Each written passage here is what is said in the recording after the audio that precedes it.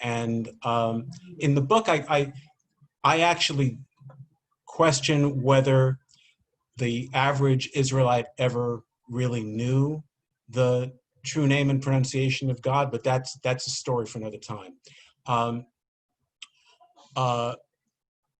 The prohibition that you're describing is still generally observed today. But there is a Kabbalistic tradition that it's actually permissible to speak about the so-called secrets and the mystical secrets in public, and that actually, according to this Kabbalistic tradition, since 1540, it's actually been a mitzvah.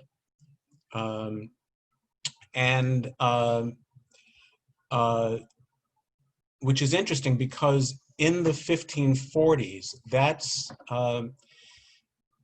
I think around 1547, a French scholar by the name of Guillaume Postel gets a hold of at least some portion of the Zohar, the great mystical work, and begins translating it into Latin. He is ultimately arrested and imprisoned by the Vatican, not for translating the Zohar, but on a charge of heresy. When he is released, he writes a book called The Treasure. I think this is around 1566. This book is published. And in his book, The Treasure, he says that the Hebrew name of God, the four-letter Hebrew name of God that we refer to as Adoshem or Hashem, is composed of the two pronouns in Hebrew, he and she. So we're back to the 1500s when this becomes known. 300 years later, approximately, in the early part of the 19th century, an Italian scholar by the name of Michelangelo Lanzi, writes a book. I think only a few copies were distributed. It was banned by the Vatican. He made the same claim, that God, the name of God in the Hebrew Bible is composed of the pronouns he and she. He wasn't arrested, though, out of deference to his position, which was the Vatican librarian. So, why do I say all this here?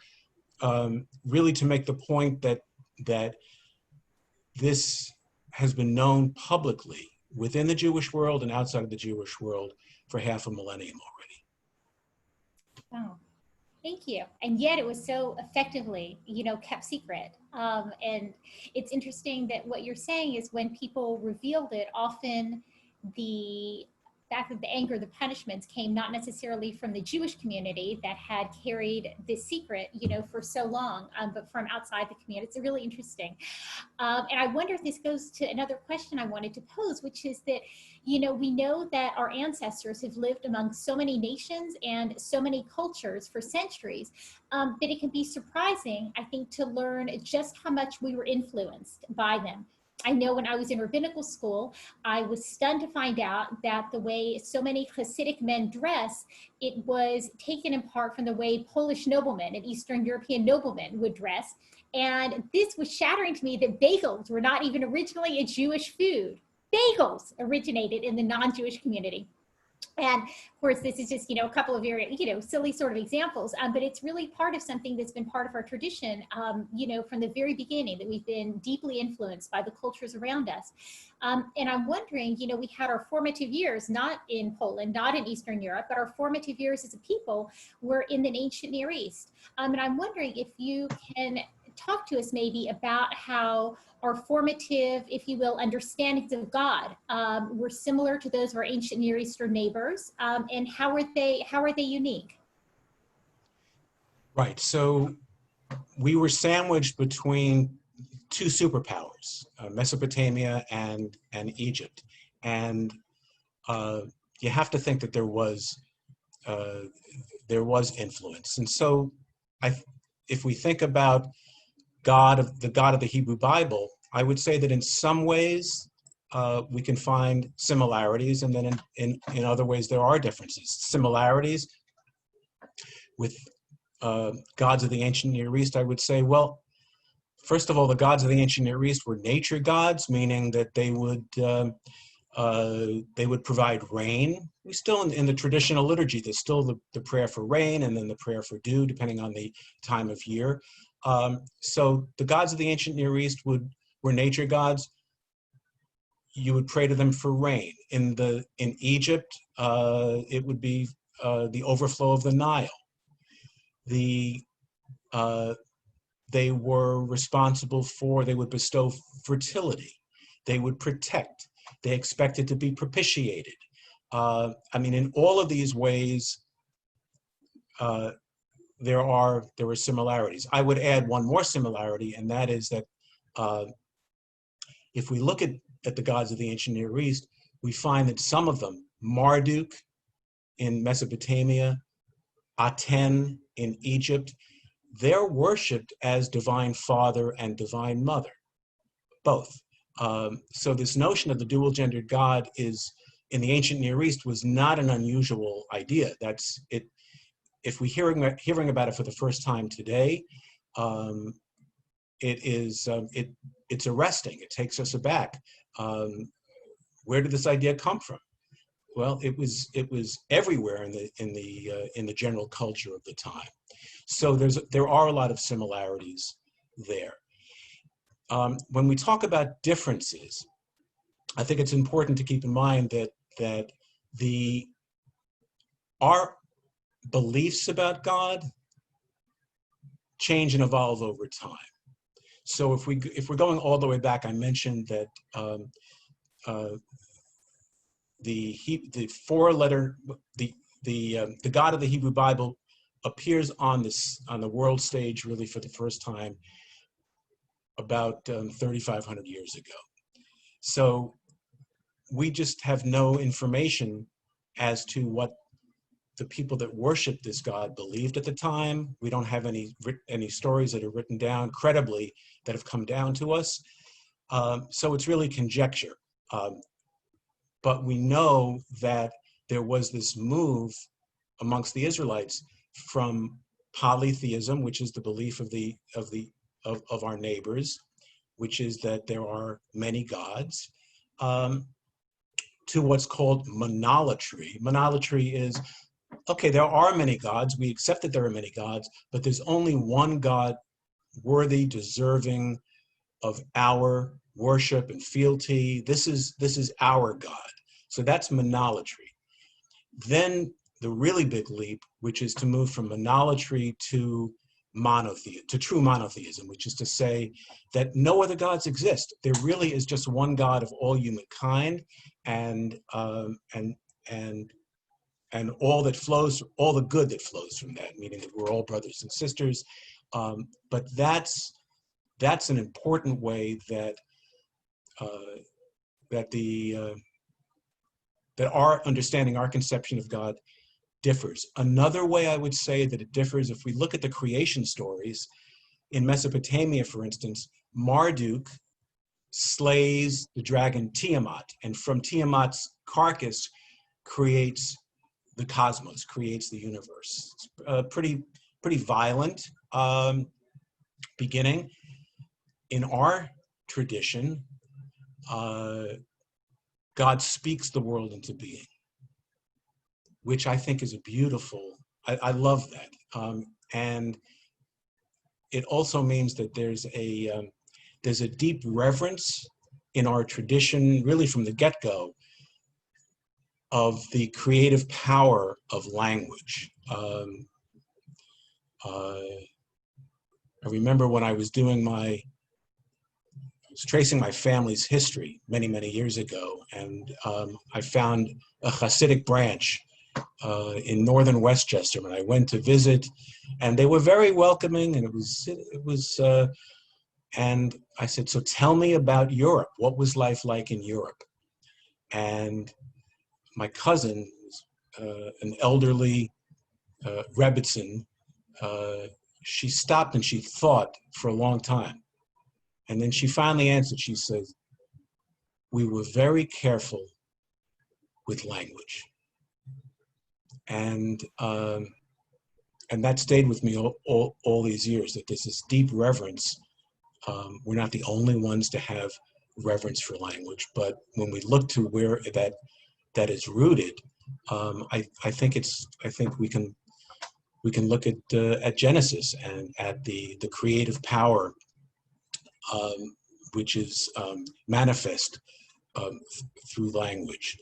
And I think I would add, I mentioned this in my book, but I don't think I was really thinking about it as much as I have been thinking about it since the book was published. And what I mentioned is that if the God of the Hebrew Bible is, the name of this God is composed of two pronouns, you could almost argue that that's not a name. I mean, it is a name, and yet it's not a name. And so I think that as well is an important differentiating point. I love that. When you were talking at the beginning, you know, what you were saying about all of the different gods that our ancient Near Eastern neighbors had. They had a god for grain, and they had a god for abundance. They had a god for dew, and a god for, for appropriation. Like it sounded as if you were talking about, you know, the traditional Amidah prayer, where we have, you know, an individual prayer for each of these elements, but instead of addressing them to, you know, 18, 19 different gods, we address them all to one God. So it really does show what you're talking about, kind of this evolution from a polytheistic system where you need to have a God for each system, for each element, for each particular, you know, element of life, that you can have all of these elements brought together, you know, under one God. And when you were talking about the power of words and the power of language, this was one of the things that, you know, blew my mind in just my very first OPON in our first year of rabbinical school in Jerusalem, that the same Hebrew word for speak, it's the same as thing. The idea that speech and thing, you know, just a speech, just something that you say versus an actual tangible thing, are the same. It's just the same word. I found that fascinating to hear you bring it out. How it relates to the name of God is really interesting. Thank you.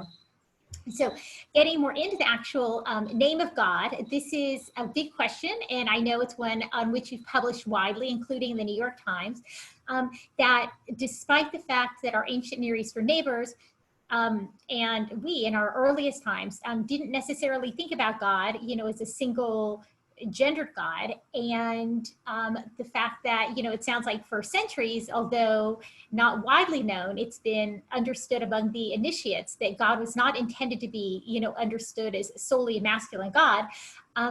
Really throughout most of our lifetimes, for, I would go so far as to say for centuries in mainstream Judaism, we have talked about God primarily as a masculine God.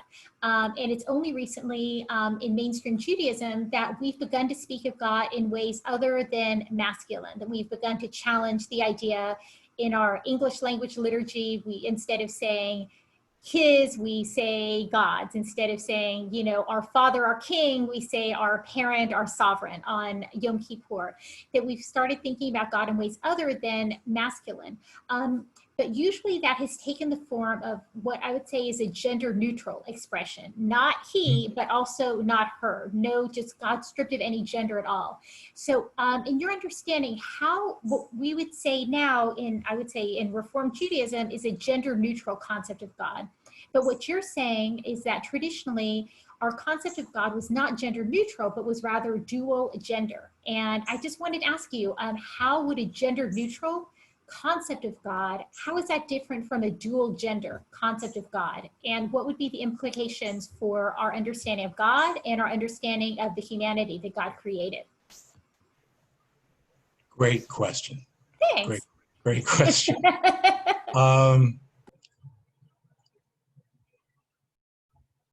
So the gender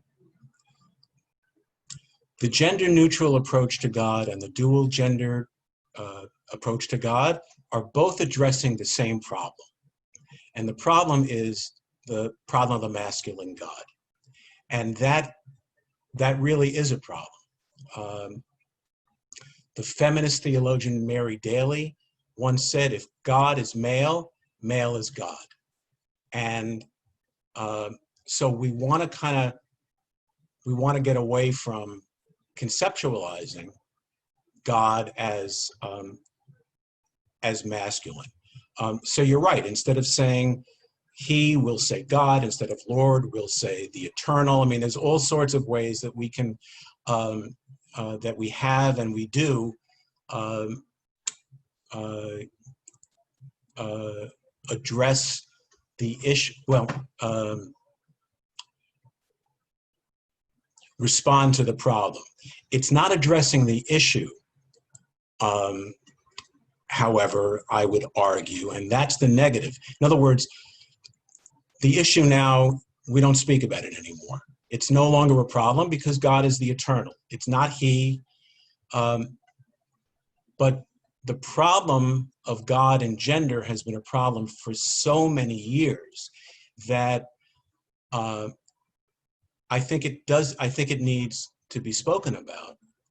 And the gender neutral approach, which is laudable, I'm not sure it's a strong enough corrective. That's my only hesitation about that otherwise very, very good good approach. The dual gendered approach, the downside, I think, is very clear, which is that we're talking about a metaphor. It's a metaphor, and the problem, the risk of metaphor is always that it's taken literally. No one is saying that God is literally dual gendered. Maimonides is not saying it. No one who gives this any consideration is really going to be saying that this is in any way literal. The metaphor invites that misunderstanding. So that's the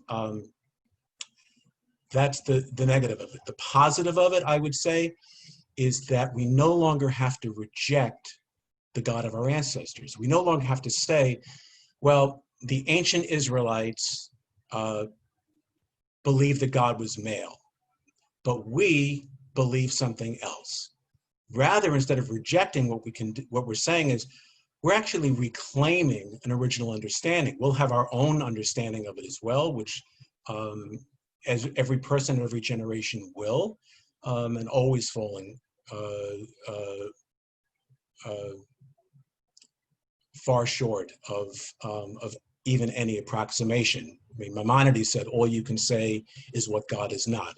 Get the OED, read it from the first to the last entrance, and God is not, and then fill in the blank of every single word that exists.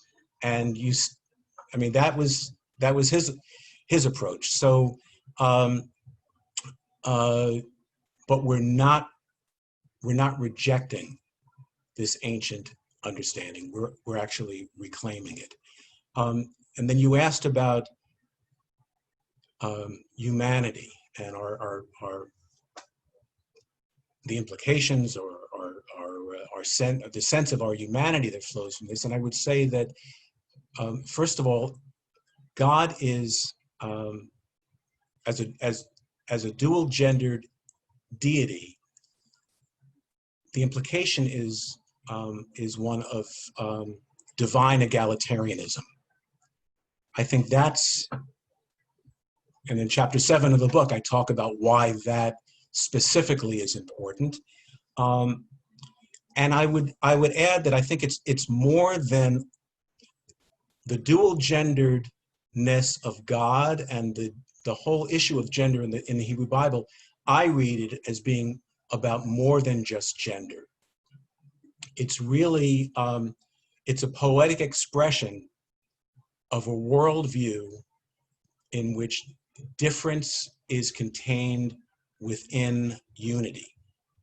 Philosophers will later give this notion the term coincidentia oppositorum, the unity of opposites. It's not that difference doesn't matter. It's not that difference doesn't exist. Differences do exist and differences do matter. But here, difference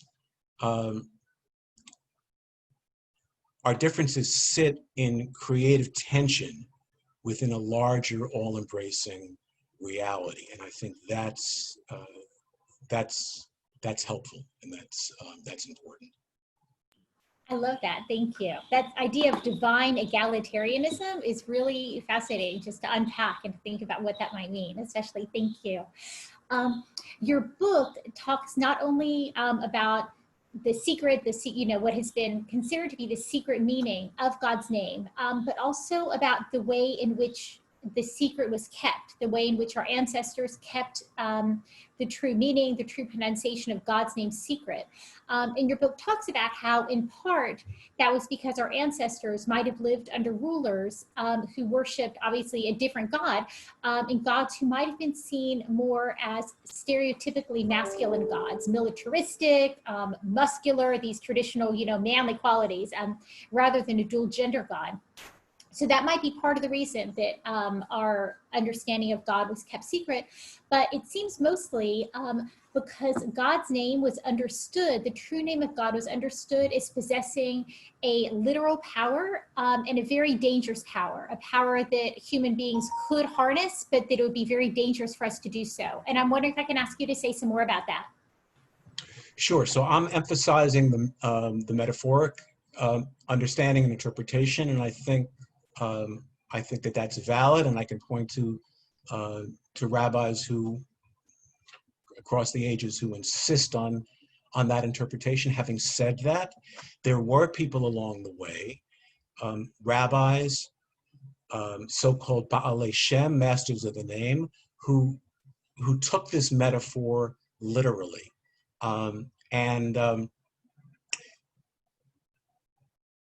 again, in the Talmud, you'll find stories of rabbis who will get together on Friday afternoon. I was about to say Shabbos is coming, but it was before Ashkenazic pronunciation, so Shabbat is coming. And so they create a calf using the divine name, the letters of the divine name, and perhaps a guidebook as well for how to use the letters. They would create a calf, and then they would have what to eat for Shabbat, and all other kinds of miracles, people flying instantaneously from one town in Babylonia to another town in Babylonia, all using the divine name.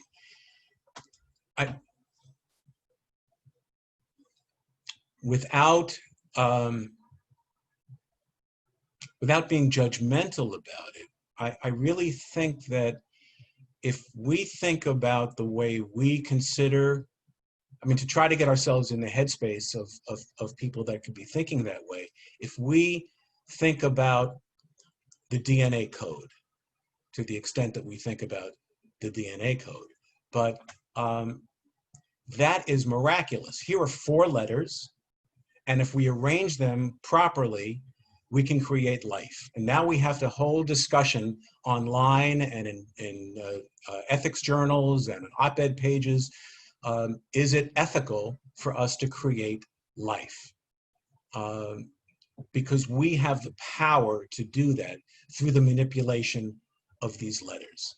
So that's what this was. This is how it was understood. It's like the nuclear code or the DNA code. It was understood to be that powerful, and so you didn't want that power. You use the term dangerous. Yes, I would agree.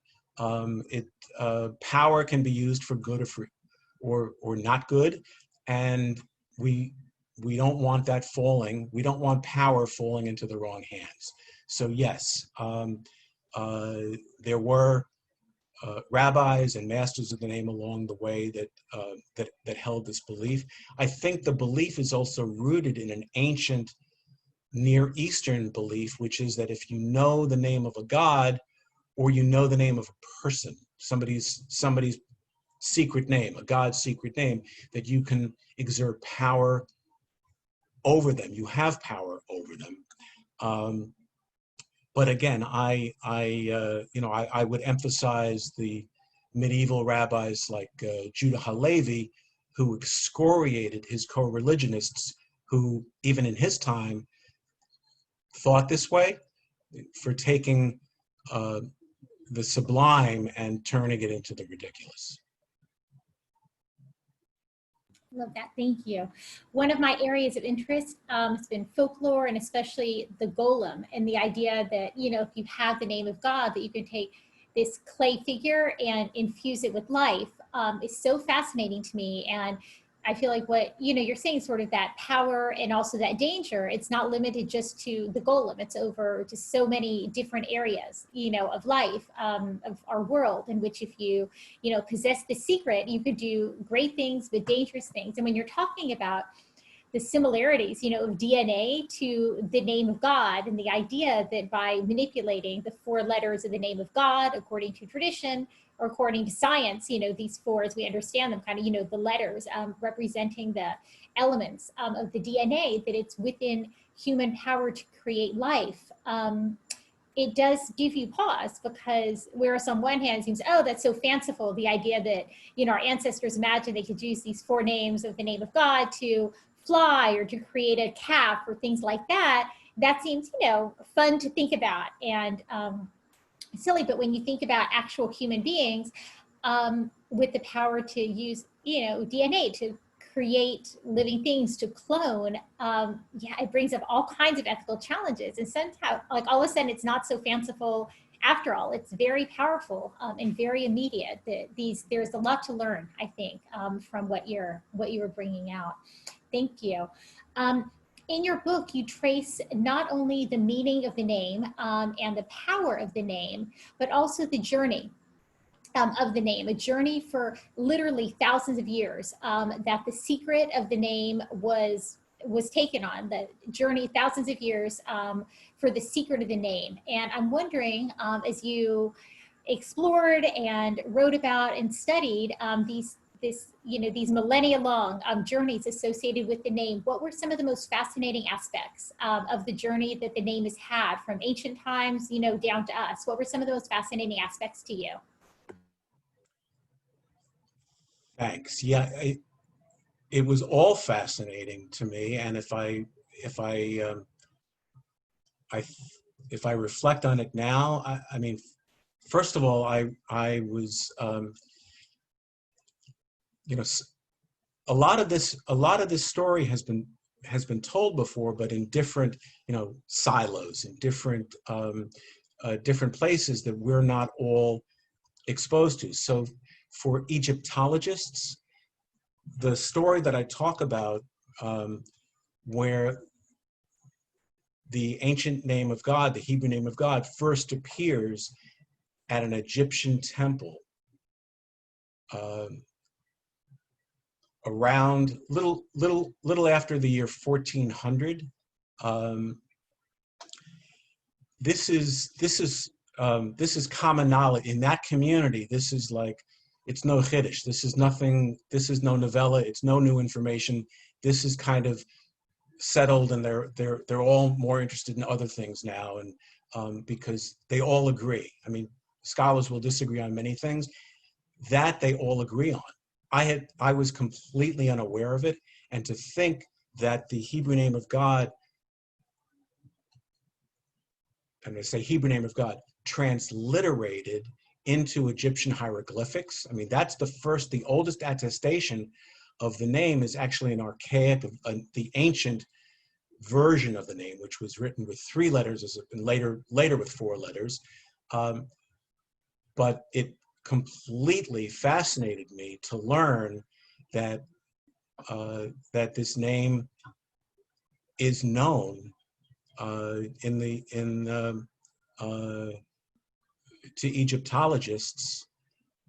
Not only is it known, not only do we know where the temple was, we have pictures of the remains of this pillar on which these hieroglyphics, I mean, if we could go today to Soleb, Sudan, this is along the Nile, south of Egypt, in northern Sudan, we could actually visit and see for ourselves. And there have been many tourists that have been traveling there to see this.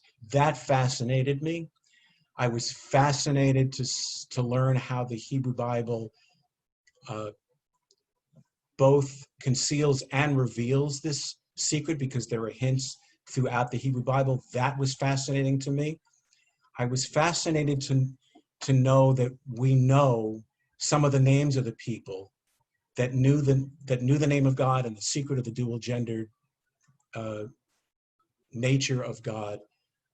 We know some of their names. Not only do we know some of their names, we actually have a record of the ritual. I shared this in the book, the ritual that a master would use when divulging the secret to a disciple.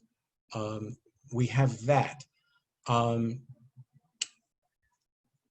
mentioned the French scholar Guillaume Postel and the Italian scholar Michelangelo Lanzi. That I learned late. My first article on this was published in 2008, and then I got an email from somebody who said, "Do you know that there was an Italian scholar named Michelangelo Lanzi?" And I went, "Tell me more. I had not heard of this at all." So I have a whole coda in my book about that. So the fact that this has been known for 500, almost 500 years, fascinated me. And then again, to reflect on how the name of God in our tradition both is and isn't a name, because we're talking about two pronouns, that has fascinated me, and I've been giving more and more thought to it. It's Maimonidean in that we don't name God, can't name God. It's Taoist. I always wondered about Buber's attraction to the Tao, and he gave a lot of consideration and wrote monographs on the Tao. There's a lot of commonality there as well. What name would we possibly give to ultimate reality? So the most that we do is we indicate it with two pronouns, and then we back away and refer to it euphemistically.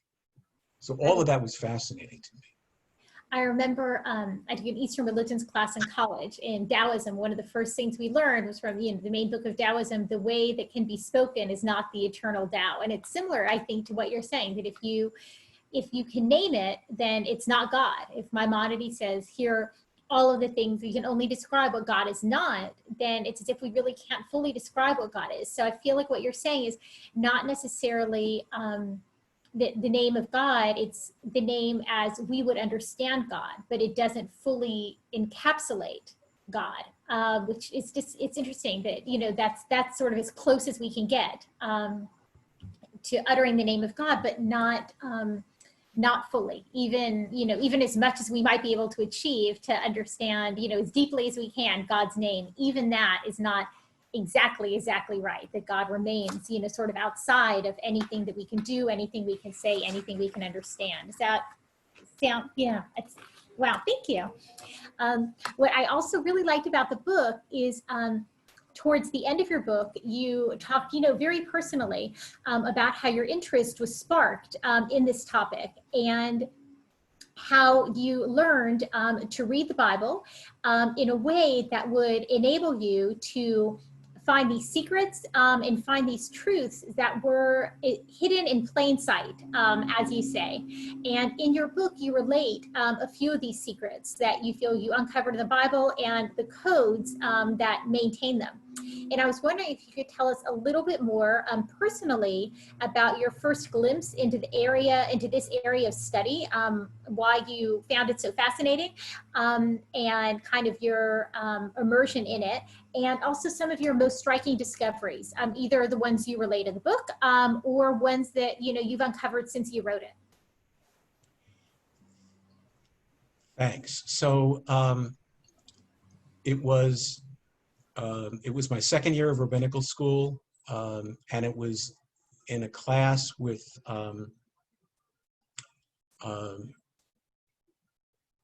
Rabbi Lawrence Kushner, may he live and be well, and he was he was showing us some places in the Hebrew Bible where there are secrets encoded. And I'll give you one example. I share a number of those examples in the book. I'll share one with you tonight. And that is in the book of Jeremiah. Jeremiah uses all of a sudden is using a nonsense word, and nobody has any idea what it means. And what Rabbi Kushner taught us was that if you take the letters of that word and you just shift it over by one in the Hebrew alphabet, and now I want to be careful. It's either shifting it over by one or it's a reversal, because there are different sorts of codings there. But if you use a particular decryption method, the nonsense word becomes the word Babylonians. And then the question is, well, why is Jeremiah encoding the word Babylonians? And the answer is because in Jeremiah's time, the Judeans were fighting a losing battle against the Babylonians. And so there was a reason for encoding that word. And he gave other examples as well, which are all commonly accepted. There's nothing controversial about what I just shared with you about Jeremiah, nor about the other examples that Rabbi Kushner. But once he opened that window, I started rooting around. So I would do my papers in Bible class, and then I would play around with the text to see if maybe there might not be, if some of the koshi, some of the difficulties that we were, or the oddities, because there were a lot of oddities in the Hebrew text, if there might not have been some coding, some other examples. And then I started to see a lot of gender bending. I wasn't looking for anything in particular, anything specific. I was just looking to see if there might not be something here that we weren't seeing on the surface level. So, for example, I mean, some of it is not hidden. Some of it is right there, but we just ignore it. So in Deuteronomy 32, God is referred to as Avicha, your father. And that's why we have Avinu Malkeinu, our father, our king. This is a very common image for us. But also in chapter 32 of Deuteronomy, it describes God as suffering labor pains, giving birth, and suckling. So it's that kind of father, right? That's in the English. If we go to the Hebrew, a lot gets lost in translation. So Moses refers to God as Atah, second person singular masculine, not unusual. Moses also refers to God as At, second person feminine singular, and you don't see that in a translation. Eve is referred to as he. Noah, after the flood, repairs to her tent. Rebecca is described as a young man. Adam is referred to as them. And I'll stop there. So the rabbis in the Midrash about Adam being referred to as Otam, as them, the rabbis in the Midrash say that the original Adam, the original earth creature, was not a man named Adam. Adam, meaning from the Adamah, from the earth, and this earth creature was created, according to the rabbis, as an androgynous being, male and female. What they don't say, but they come right up to the line, is if you look at the creation story in Genesis, this Adam is created, the text tells us, B'Tselem Elohim, in God's image. So if this Adam, this human, is created as an androgynous being in the image of God, ergo, to use the Yiddish, ergo, we're talking about a dual gendered God. So all of those secrets are there. and there were many, many more. Isaiah prophecies that the future kings of Israel will be nursing kings.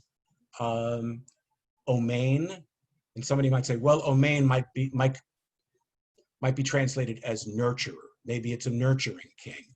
But then Isaiah goes on and says, if you should have any doubt as to what Isaiah is suggesting, king's breasts you shall suck.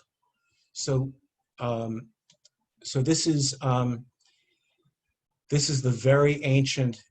The evidence just keeps piling up. There's more and more examples. It shouldn't be that strange to us in one way, because every Friday night for the past 500 years or so, we sing Lecha Dodi, which welcomes the male and female aspect of God who are celebrating their wedding.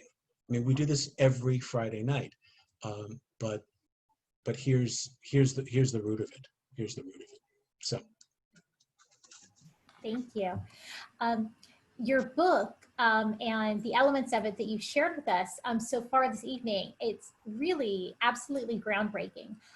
It gives us a view and an understanding of God that for me, and I suspect for many of us, may be completely different from what we've known, what we've grown up with, how we've always understood God. And yet, even with this, for us, groundbreaking view of God, you have remained very committed, a faithful rabbi, a faithful Jew. And I'm wondering where on one hand, you say that what you've done is sort of found this ancient conception of the name and sort of, reclaimed what's been part of our tradition all along. For many of us, it does feel very different from how we've understood God in the past. And I'm just wondering how your concept of God's name and the subsequent understanding of God, how might it challenge our traditional theology and our traditional concept of God? And on the other hand, even as it's challenging it, how might it reinforce that which we find to be particularly meaningful and particularly beautiful and particularly true about Judaism? Right. So I think it depends on what we mean by our traditional theology, what our traditional God concept. If we go all the way back, as I said earlier, we see that our concept has changed, if only from monolatry to monotheism. If you go to the Torah, Moses, God says to Moses, no one can see my face and live. And then you go to the book of Daniel, and Daniel sees God and reports back that God has woolly hair. Now you jump to Maimonides, and Maimonides would argue not only that God doesn't have woolly hair, but eno goof, that God has no bodily existence, no corporality whatsoever. So, so I think our concept has clearly evolved and changed over time. If you go to the Hasidic master Pinchas of Koretz, he is famous for having said the Zohar, meaning perhaps the great book of Jewish mysticism. There are others, but the great book of Jewish mysticism. He said, the Zohar has kept me a Jew. Now, I'm sure, and others are sure, he was exaggerating. I mean, that is something to say. But I think it encourages us to appreciate the necessity for kind of not accepting what we think we're supposed to accept because we think we're supposed to accept it. The notion of God as dual-gendered, which is all over the Zohar, it's all over the Kabbalah, is what the Zohar would call an old new idea. It sounds new, but it's really very ancient. So I think that's important, and I think it also sends a message to us. It says, trust your trust your spiritual instincts. You know that God isn't male, and your spiritual ancestors did too.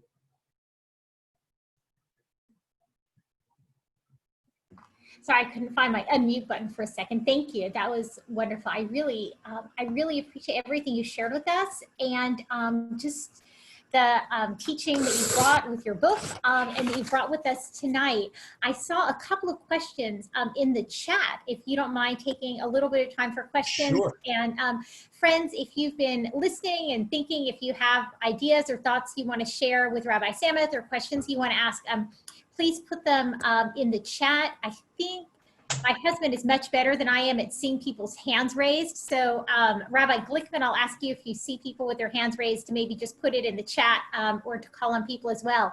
But I see that Alice Common had a question. I don't know if this is in the scope of your study or not, because it talks not about the Hebrew name for God, but where did the word God come from? Like G-O-D, G-D.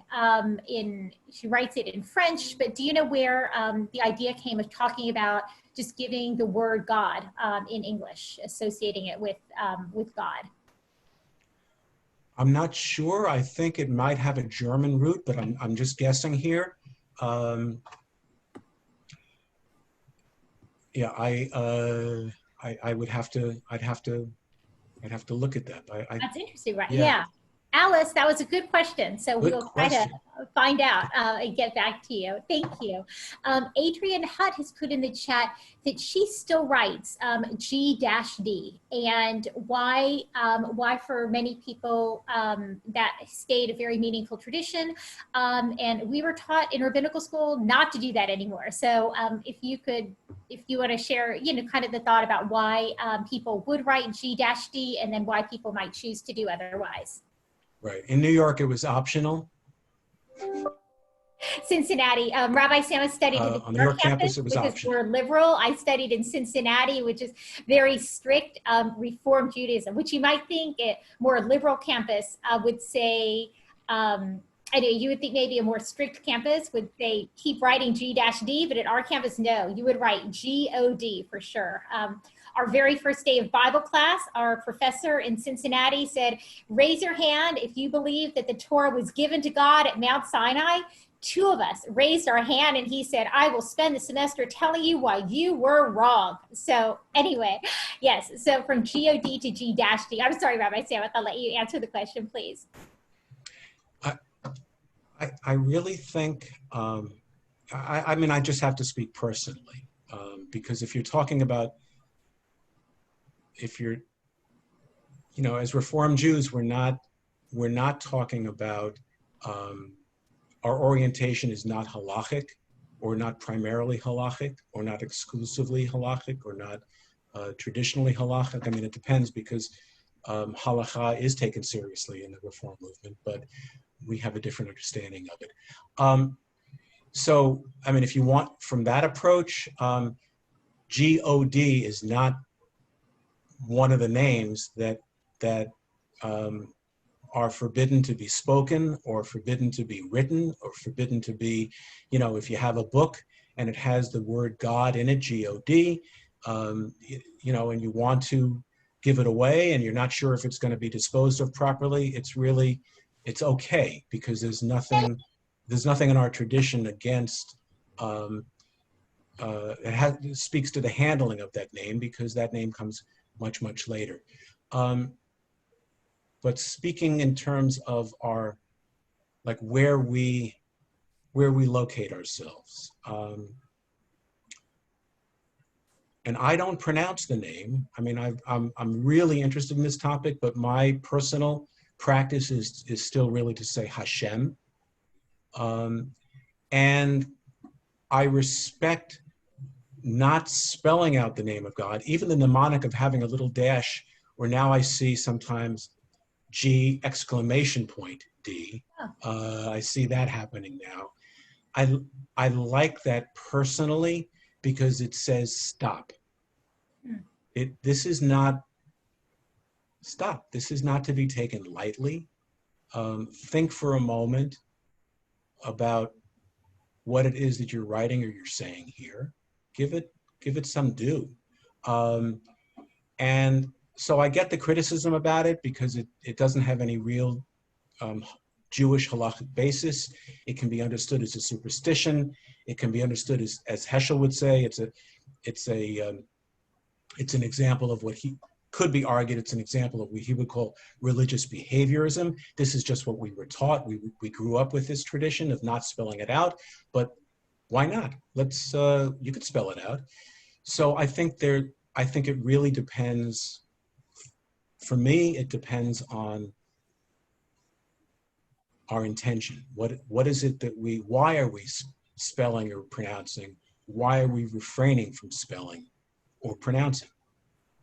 Love that. Thank you. Thank you. It's really to think about. It does remind you of the power of the name. Even if, right, G-O-D is not officially the name of God, it is also a representation of God, maybe sort of a manifestation or an understanding of God, if you will. And it does make sense to stop and to pause. Are we in the right frame of mind to contemplate this and to make sure we give not only God, but God's name, the respect and sort of that awesome power, just to acknowledge it, that it deserves. Thank you. As you're speaking, let's see, I heard in the chat that Diana Daphner said, you are correct, that God, the name G-O-D, does have Germanic origins, that it is from the Old German. And Alice Cotman pointed out, interestingly, in her understanding of other languages like French, that there's not usually that there's not that hyphenation, you know, in God, that we might, in God's name, the translation that we might see in the English language. But I think you've made a really good case for, you know, that should spread, that we should keep that. Thank you. I don't have any other questions in the chat. If people have other questions they want to share, please go ahead. But while you're composing your other questions, I do want to promote, we have another couple of great events that are coming up. Our next conversation is going to be actually tomorrow evening. If you are parents or grandparents or know someone who is of a middle school or high school student, we have a local child, adolescent, adult psychiatrist who's going to be talking about parenting during a pandemic. We have a ton of people actually signed up for this. Not everybody is a parent, so there's a lot of kids out there who need some, you know, who need some advice, I guess, and parents who need help. So that's going to be tomorrow evening. At 7:30. And then after that, our next conversation, I'm going to try to share a screen with you, if I can figure out how to do that. I cannot, I'm sorry. Rabbi Glickman, I think you're better at this than I am. If you could share a screen. We have a great event. I don't have it ready to do that. All right, well, I will try to figure it out while I'm talking then. We'll see how it goes. Well, I think I got it.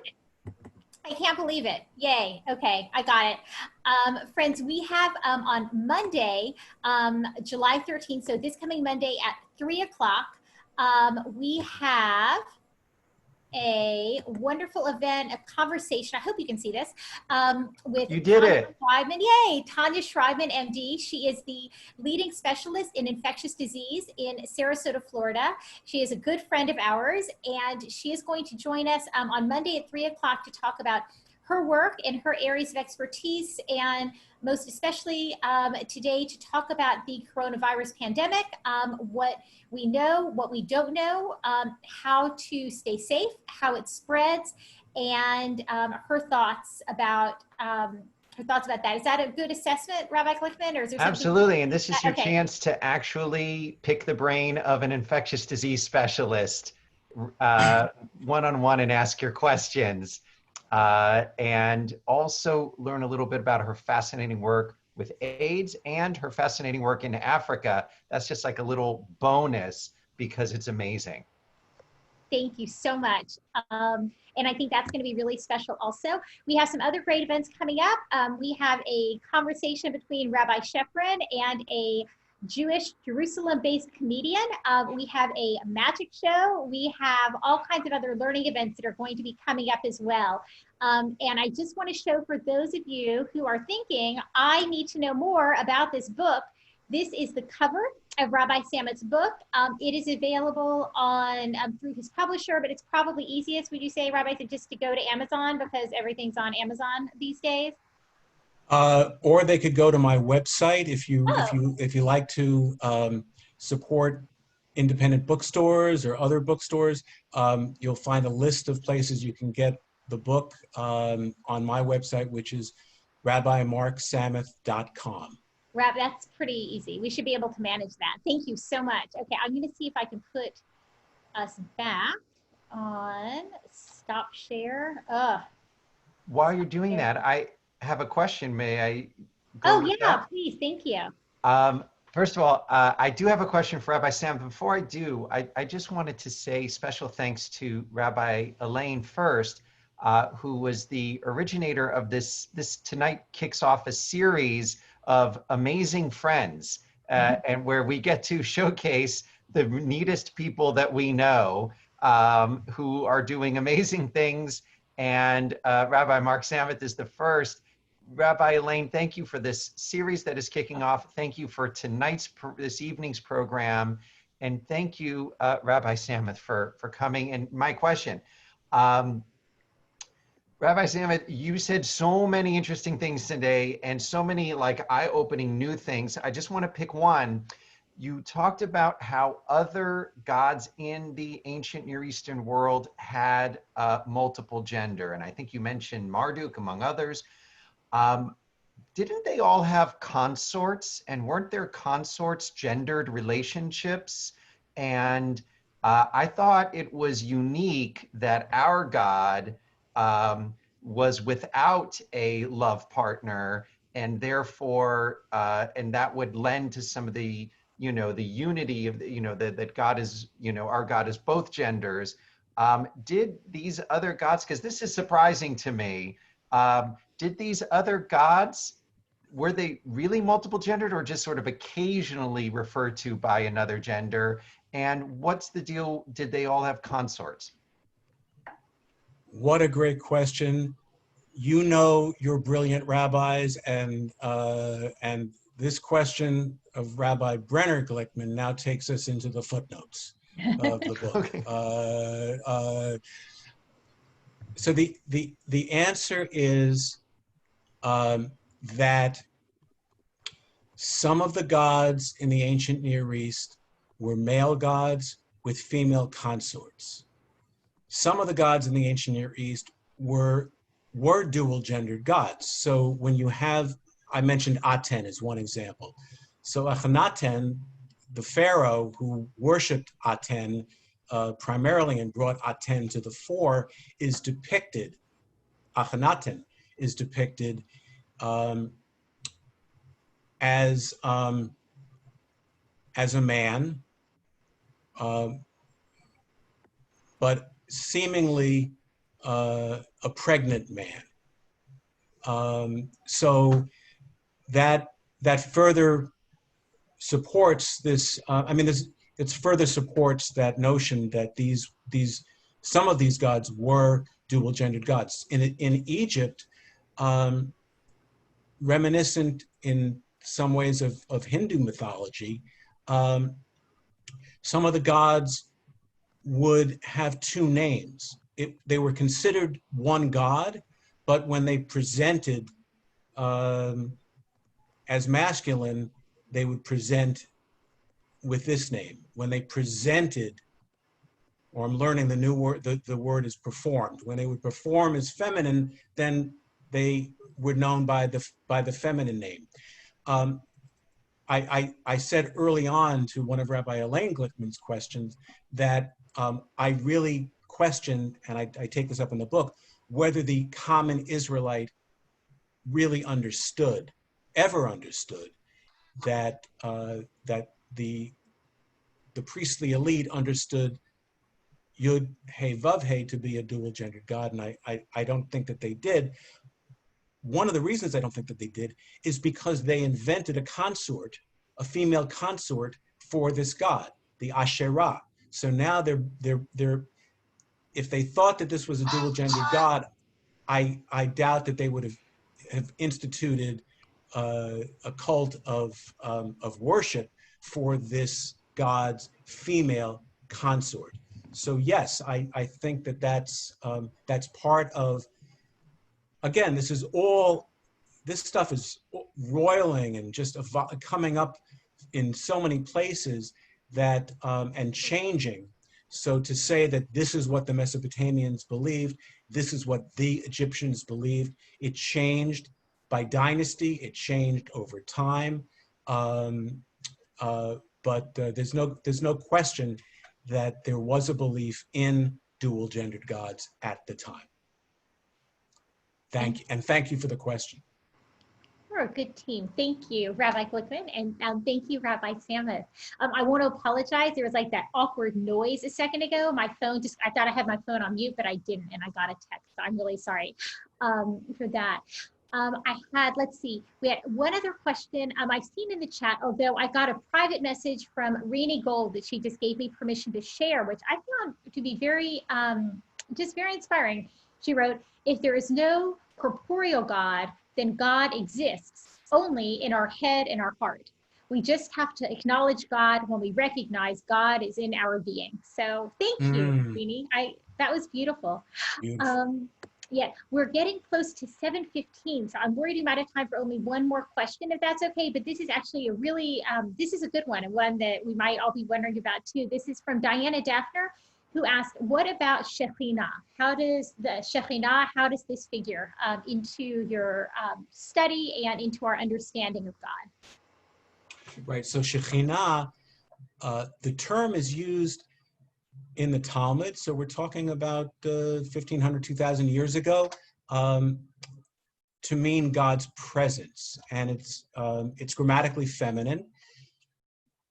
As far as we know, it doesn't, at that time, mean the female aspect of God. When we think about Shekhinah today, if we think about this, if we know this term, we may know about it from Kabbalah, where there's this notion that God emanates aspects of God's self, and that they're complementary aspects.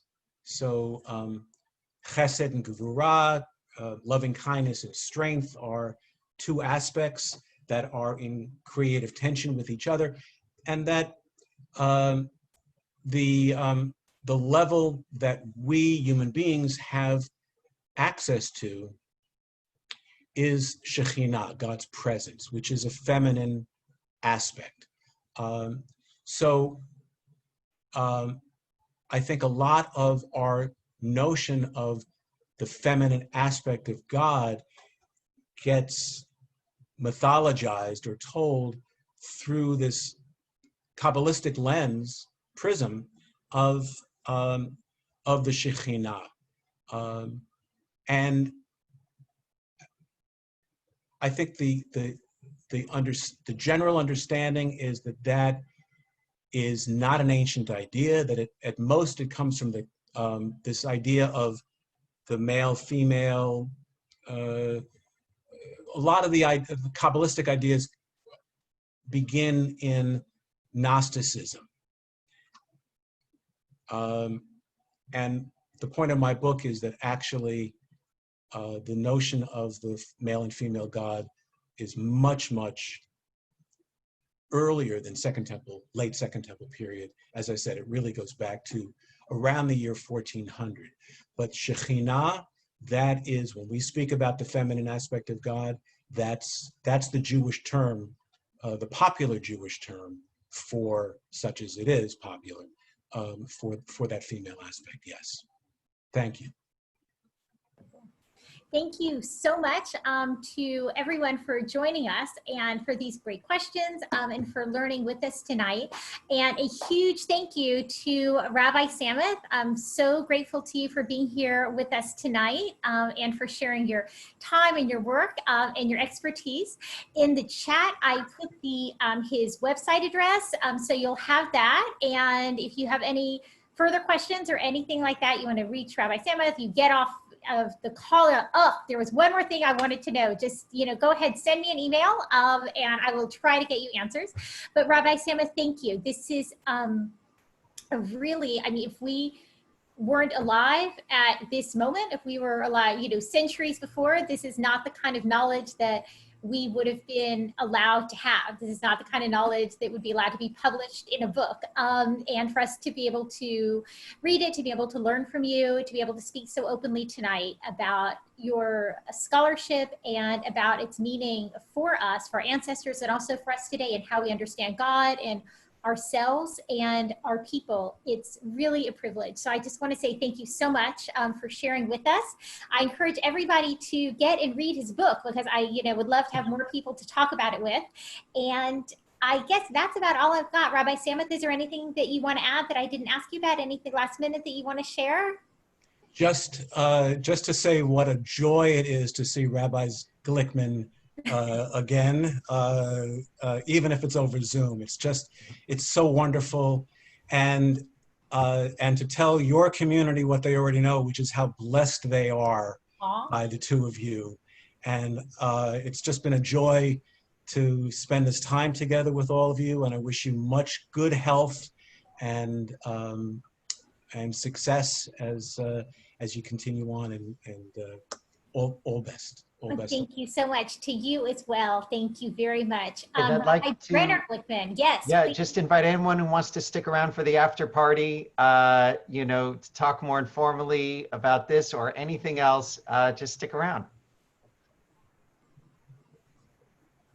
Bye. Thank you so much. I'm going to stop the recording now. So if anyone has anything that they, want to share that they don't want recorded, you can go ahead and say it in 3, 2,